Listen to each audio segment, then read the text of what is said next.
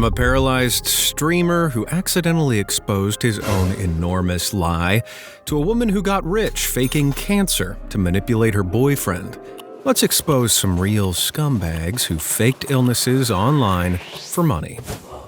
This fraudster, Zillion OP, had thousands watching in disbelief when he was exposed in the most humiliating way.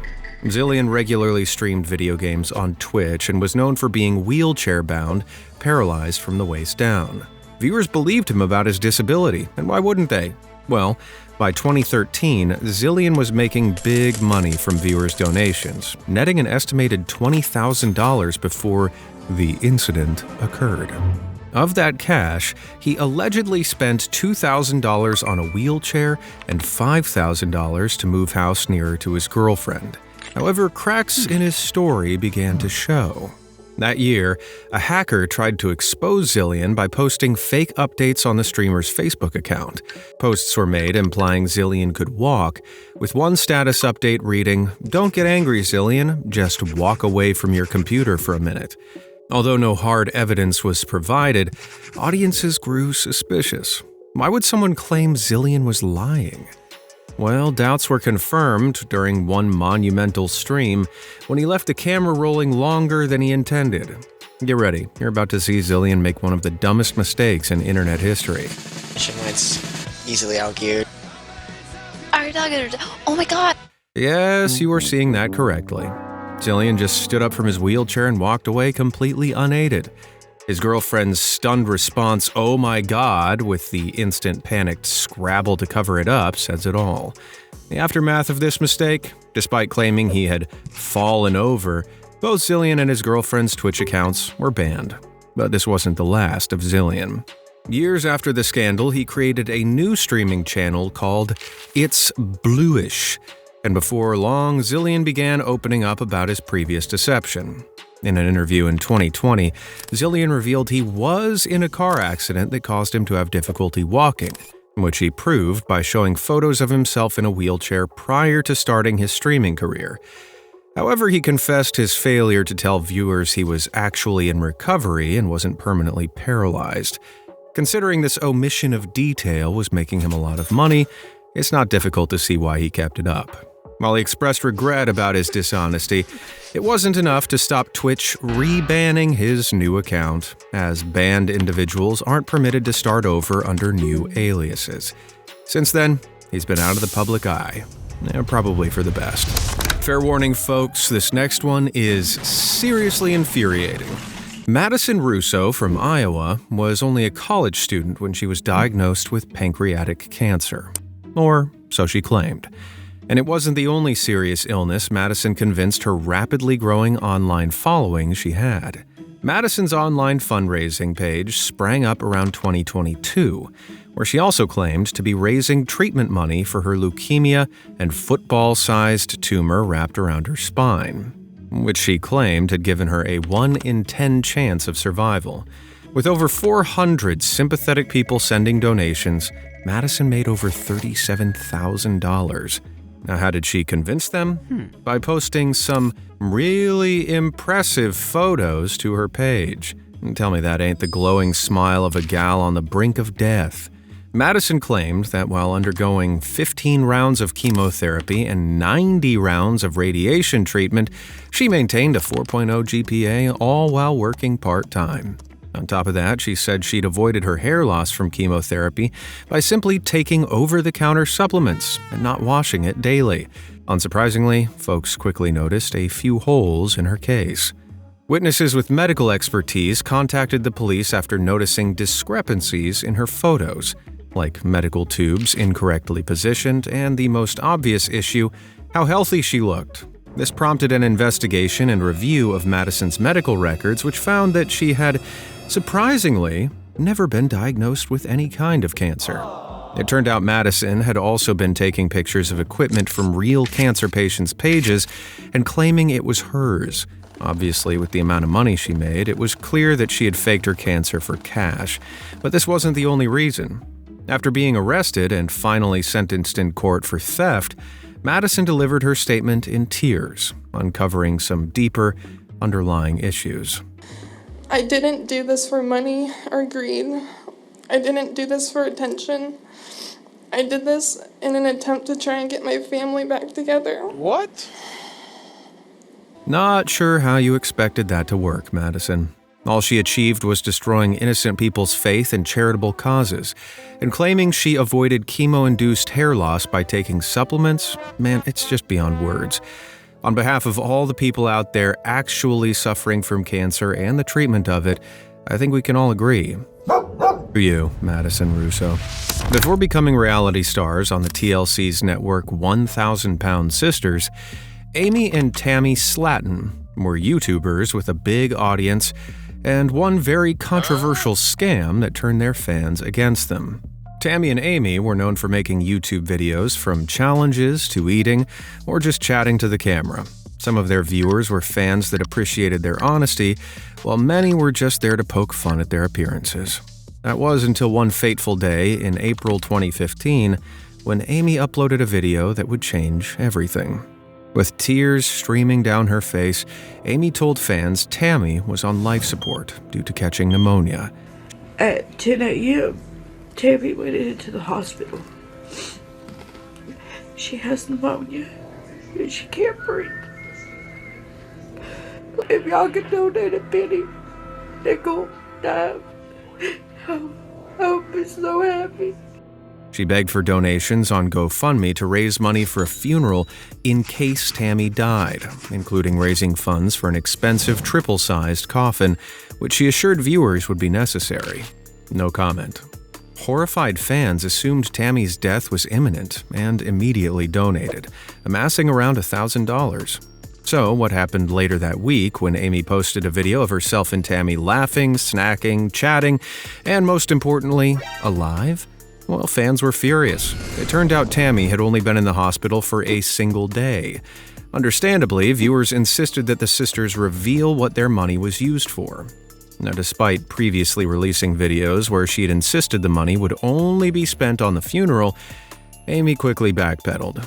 She claimed she gave the donations to her mother to pay Tammy's bills, and it wasn't her fault if her mom didn't spend it accordingly. Ultimately, shockingly, Amy never reimbursed fans despite promising to. Even now, despite the sisters being 7 seasons in on a lucrative TV show deal, fans have yet to see a single penny returned for the scam. It seems the Slattons' greed knows no bounds. Being married to a prosperous entrepreneur simply wasn't enough for one 53-year-old French lady by the name of Anne. The interior designer couldn't resist entering into a salacious affair after one particular A-list celebrity slid into her Instagram DMs in 2003. The celebrity in question? Brad Pitt. Huh? What a twist! Now, in case it wasn't obvious, Mr. Pitt isn't actually in the habit of hitting up married middle-aged French women on social media. He doesn't even have Instagram. Instead, Anne had been targeted by an Instagram scammer, and she bought it hook, line, and sinker. After a few weeks, she didn't just believe she was flirting with Brad, she believed he'd let her in on his biggest secret. He had kidney cancer. With the help of AI, the scammer sent Anne photos of Brad in a hospital bed, selfies she believed had been taken just for her. Do you believe in this thing or not? I do. Can you believe it? These pictures convinced her. Good God. Anne and Brad continued exchanging messages for well over a year. Meanwhile, Anne went through a divorce with her husband and, continuing to message Brad, soon became convinced she was in a relationship with the VIP, but it gets crazier. As their relationship developed, Brad told Anne he'd tried to send her gifts but was unable to pay customs fees, persuading her to send over $10,000 to finalize shipping.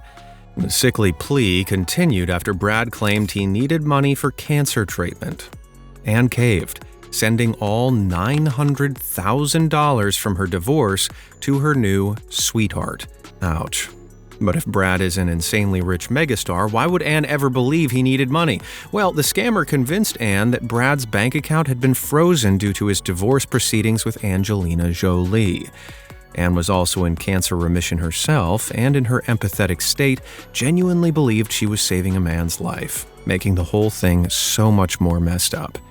Eventually, after seeing photos of the real Brad Pitt and his new partner, Inez de Ramon, Anne realized she'd been duped, and understandably, was left severely messed up by the whole ordeal.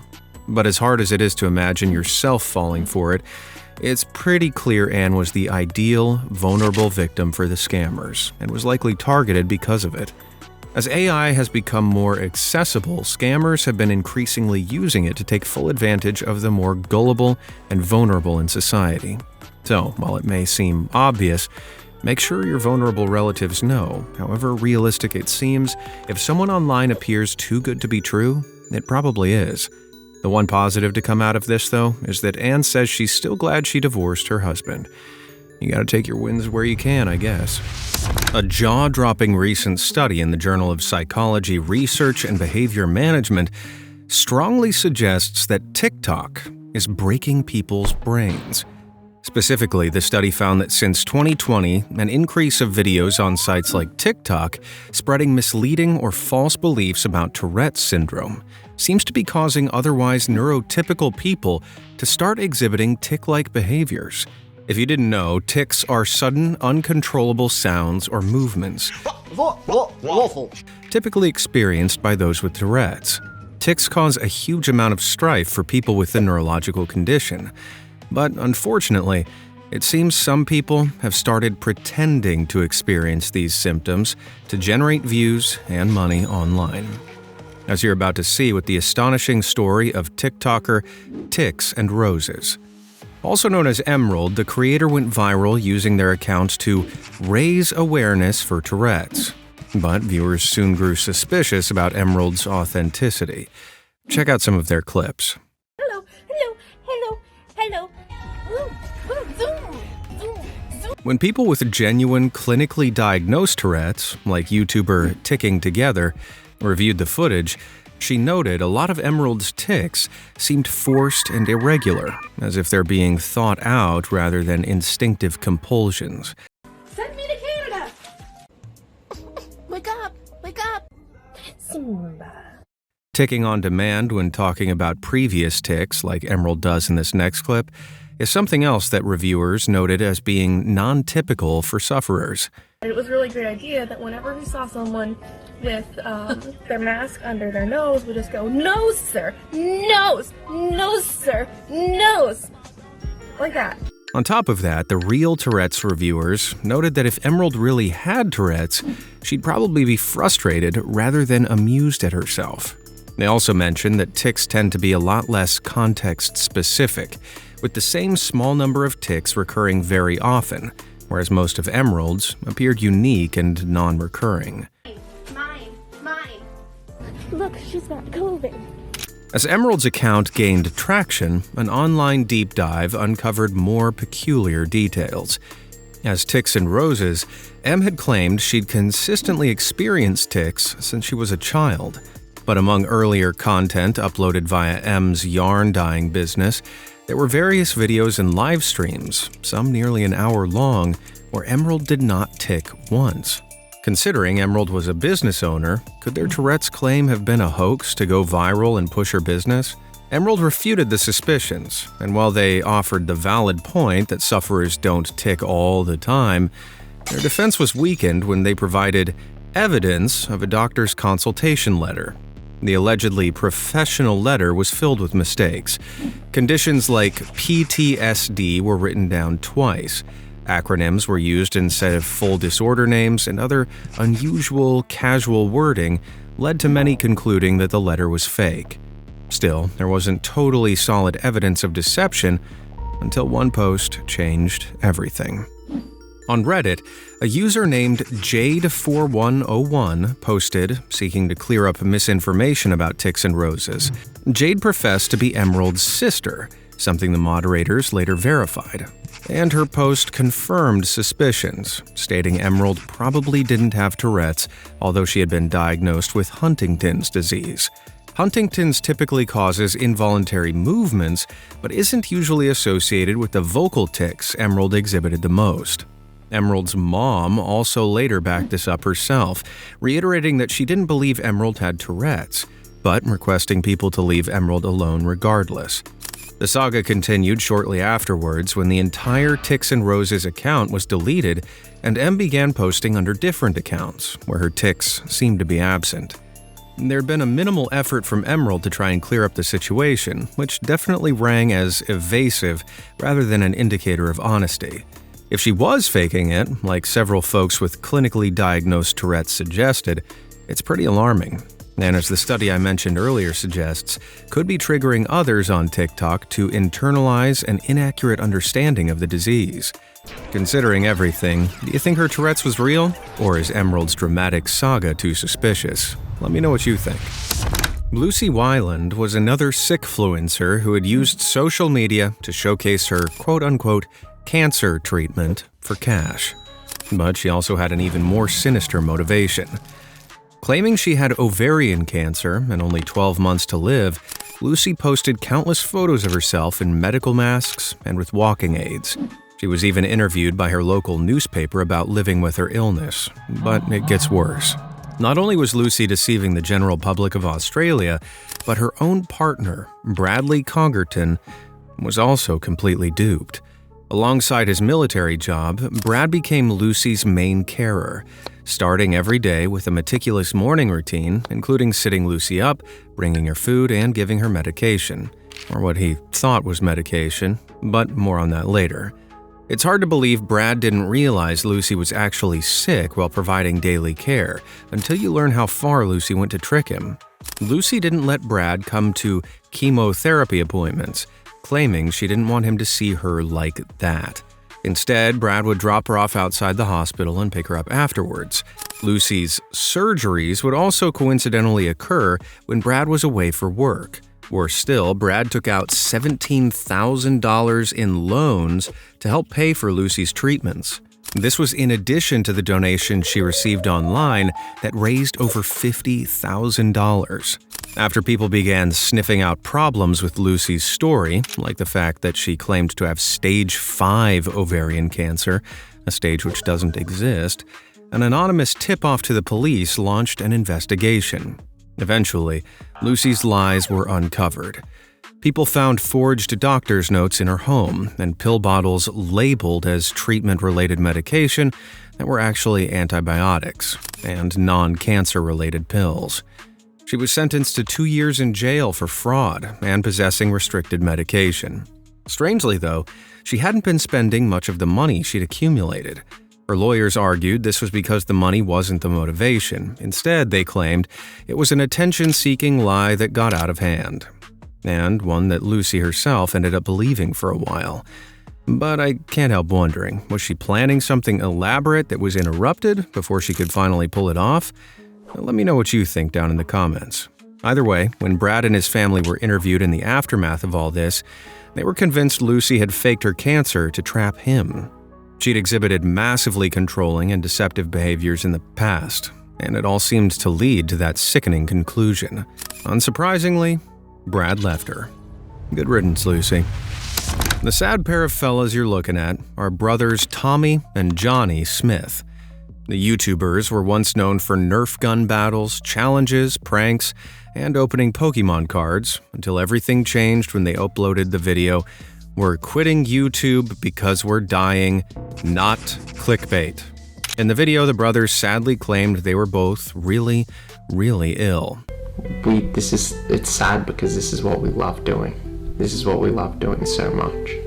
And our bodies literally can't do it anymore. We're both really sick, and this could be the last video that we ever make, so... Johnny claimed he'd been suffering from kidney disease, stating he was down to his last chance. Likewise, Tommy announced he'd been battling with a bad case of vertigo and acne, as in the fatal disease literally all teenagers face. Although there is some shaky evidence out there suggesting Johnny did actually have a kidney condition, the fact that they included a giveaway contest in the video, we're gonna hold a huge giveaway right now, made it pretty clear that they knew this really wasn't the end. This theory became a fact a couple months later when the brothers returned, looking completely fine with no acknowledgement of their miraculous recoveries.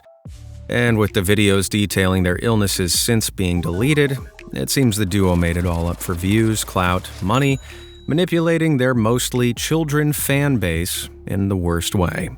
While there were no serious repercussions, the Extreme Games channel no longer rakes in the views like it used to, which may just be the karma they deserve. Paula Bonhomme thought she'd hit the dating jackpot when she met volunteer firefighter and single father Jesse Jubilee James online in 2005. Like teenagers in a 90s rom-com, the couple constantly sent love letters and photos to each other. As their romance blossomed, Paula showered Jesse in $10,000 worth of gifts, including an iPod, DVDs, and CDs, basically the finest things the early 2000s had to offer. Being head over heels, it was devastating beyond words for Paula when Jesse's loved ones got in contact to tell her that he'd unexpectedly passed away from liver cancer in 2006. But there was a much darker twist to the story. Before his death, Jesse consistently postponed trips to see Paula, one time calling because he'd discovered his long-lost father in Pakistan. Oddly specific. While Paula turned a blind eye to all this, her friends clocked the strangeness of Jesse's behavior. And after some digging around online, they discovered something insane. It turned out Jesse Jubilee James hadn't suffered from a terminal illness, nor had he passed away. In fact, Jesse wasn't a man at all. He was actually a 58-year-old woman called Jana St. James. It turned out Jana had gone to great lengths to establish the deception, creating over 20 bogus internet identities for Jesse's fake family and friends, and using a voice-altering device to speak to Paula on the phone, seemingly all in the name of swindling Paula out of expensive gifts.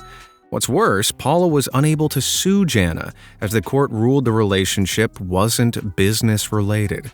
Well, the dating scene really is hell. Some scammers never stop, even after being caught. Like Amanda Riley. To the outside world, she was seemingly an honest Christian mother, wife, and English teacher. A picture-perfect role model, tragically battling Hodgkin's lymphoma, a type of blood cancer and lung cancer.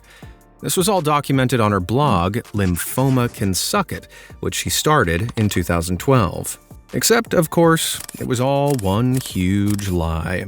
She certainly put the effort in to convince her followers, though. Amanda posed with medical equipment for photos, faked medical bills, and even doctor's letters. As for the blog, the posts were extensive and often featured scenarios from her being randomly gifted money, seemingly trying to sway her readers into doing the same. Give me money, give me money, give me money, give me money, give me money. In one post, Amanda claimed a medical student who sat next to her on a plane had given her a check for $1,300 unprompted, which Amanda said was divine intervention. All in, unsuspecting donors gave Amanda over $100,000, funded vacations and gifts. After nearly 4 years of the high life, inconsistencies in Amanda's blog's claims began to be identified. Amanda claimed to be self-administering treatments in her house that are only possible in hospital settings with trained professionals. She claimed to be undergoing extreme chemotherapy, yet she was often seen living a healthy, busy public life. These mounting lies sparked a journalistic investigation, followed by dual inquiries from the police and the IRS. They confirmed she had never had cancer, nor any treatment for it. After being arrested, she pleaded guilty and was sentenced to 5 years in prison for fraud. She appeared remorseful, but anyone that truly regrets their actions would surely stop there. However, during her first 18 months in federal prison, Amanda continued to fake more illnesses. She complained about a multitude of problems that resulted in being taken by ambulance to the ER no less than 24 times.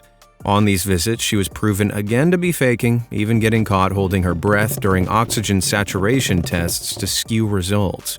Why would she do this? Well, aside from attempting to secure an early release for sickness, several of her doctors have suggested she may have Munchausen syndrome, a psychological disorder where a person pretends to be sick or deliberately makes themselves ill to get attention from others.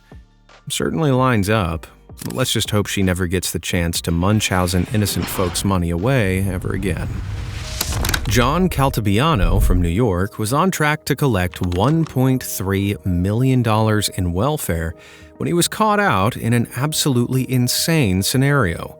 John worked at a cement company and claimed in 2006 he'd lost his eyesight in a workplace accident. He stated his vision was affected so badly, he would sit in darkness and listen to the TV instead of watching it. Tragic story. However, after an anonymous tip was given to the Department of Justice, Social Security investigated. And while they confirmed John had lost sight in one eye, the other eye turned out to be completely unaffected. The crazy part was they figured this out by capturing him on vid, driving a car. John, a self-proclaimed blind man, could clearly see well enough to drive and avoid pedestrians. Investigators also observed John dexterously navigating on foot and even reading, and it certainly wasn't Braille. Although John upheld his story at a disability hearing in 2015, using his girlfriend to lead him by hand into the building, he was found guilty of fraud and sentenced to almost 5 years in prison, something he actually didn't see coming. Sunny X Misty is a popular gaming YouTuber whose dishonest shenanigans got her into a lot of trouble, forcing her to unveil something even more twisted. Sunny became popular for her Roblox video game content, typically featuring dramatic scenarios involving so-called scammers, and often featuring her fans in videos. It was no secret among viewers that the content, aimed at kids, was mostly staged. But that didn't make it any less shocking when one fan, whose account name I'll censor, claimed that they had cancer to persuade Sunny to give them a free in-game pet. Now, see the issue here? Viewers believed the fan was actually Sunny's alternate account and were outraged that she was using childhood cancer as a form of lighthearted entertainment for kids. The fury in the comments, in turn, forced Sunny to reveal some even crazier truths.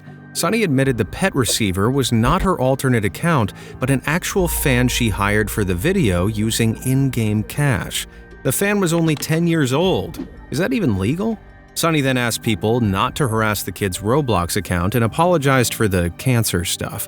But I'll let you decide whether that seemed sincere. But honestly, I am very, very sorry for anyone that's been offended or affected by this, because if you do have cancer, I'm honestly so sorry to hear that, and I honestly hope you get better. And it was my mistake a little bit as well, because I didn't really realize that it was such a big issue until it was kind of brought up. But anyways, I promise you guys, she did not mean any harm.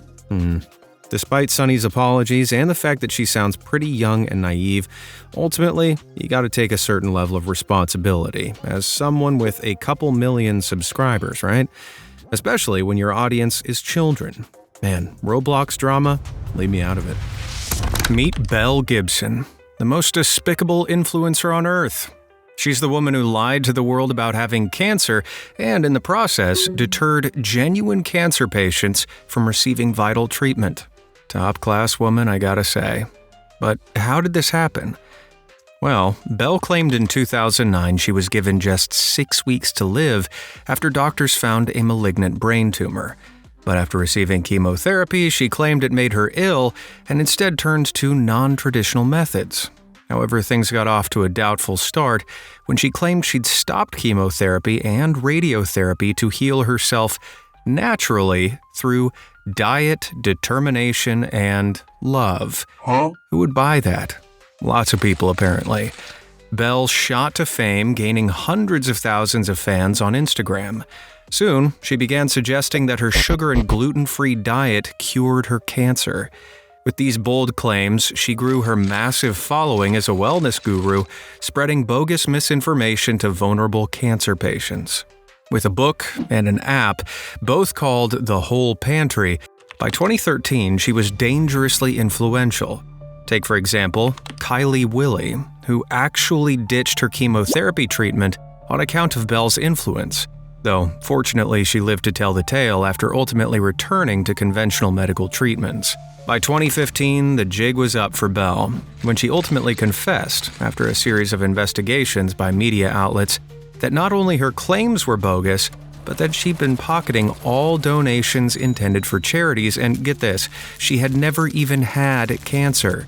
Yet, despite all her crimes, she was merely handed a fine of over $500,000 by the Australian government and faced no jail time. Worse yet, thanks to living the high life for several years on her scam-earned cash, she's reportedly still not paid her fine, as she now claims she's broke. Man, anyone else's blood boiling right now? Since Belle loves healthy food so much, why don't we all toss a few rotten tomatoes at her? For even more proof of her continued BSing after being caught, Belle undertook an interview where she was asked an easy question: her age. Although birth records showed Belle was 23 at the time, she claimed she was 26. Clear signs of a compulsive liar, and one who preyed on the most vulnerable in society. Truly villainous. Jean Barry, with her daughter Megan, went to astoundingly evil lengths to make money, with a scheme that even sank its claws into the rich and famous. In 2012, when Megan, from Guildford, England, was just 16, she and her mother established a children's charity called Believe in Magic, which aimed to grant wishes for terminally ill children. The premise emerged after Megan's supposed battle with a brain tumor. Supposed. Megan was at the forefront of the charity, and her heart-wrenching story quickly led to enormous success. Their charity balls soon drew in a major celebrity presence, with one fundraiser at London's Natural History Museum being attended by members of One Direction. It even caught attention of the UK's Prime Minister, who congratulated the charity in raising money for such a good cause. Outside of the charity, in 2015, Jean raised over $160,000 on a Just Giving page funding life-saving treatment for Megan in the USA. It was here that Joe Ashcroft, who had similarly raised money when her own son had cancer, grew suspicious. Joe found it strange that Jean's Just Giving page didn't mention typical, verifiable details, like a specific doctor or hospital. Joe pulled a team together to investigate, which revealed something outrageous. That so-called life-saving treatment money had at least partially been spent on an extravagant trip to Disney World, Florida. All while Jean's online posts insisted Megan was in the hospital fighting for her life. A private investigator then confirmed the pair had rounded off the trip with a luxury cruise, snapping pics of Megan and Jean sauntering off an ocean liner armed with suitcases instead of IV drips and oxygen tanks. In the wake of these revelations, the UK's Charity Commission investigated Believe in Magic, ultimately shutting it down for good after discovering that Jean had been pilfering funds. While it's true that a good chunk of the money raised by the charity went towards giving terminally ill kids magical experiences, investigators found that over $133,000 of charity funds had been transferred into Jean's personal account. But there was another tragic twist in the tale. Not long after being exposed, Megan passed away, just at 23, but not from a brain tumor. It turned out her brain was perfectly normal. Instead, she died from an irregular heartbeat caused by liver disease. She had indeed been ill, but doctors have commented that her liver illness would have likely been manageable had Jean sought consistent treatment. Instead, Jean would hop from doctor to doctor, fabricating symptoms and medical history, making effective treatment impossible. To this day, no one's sure why Megan's mother lied to doctors, let alone the donating public. Perhaps Jean saw an opportunity to profit from her sick daughter and simply upped the ante. Some have even suggested Jean intentionally kept her daughter visibly sick in order to keep making money from her. Whatever her motives were, Jean was banned from being a charity trustee for 5 years, though she didn't face any criminal charges or fines. Perhaps the loss of her daughter and the charity they both created will be enough of a lesson to learn from. Yeesh. Well, if you'd like to hear about more terrible people being exposed, check out the video linked on the screen. And as always, thanks for watching.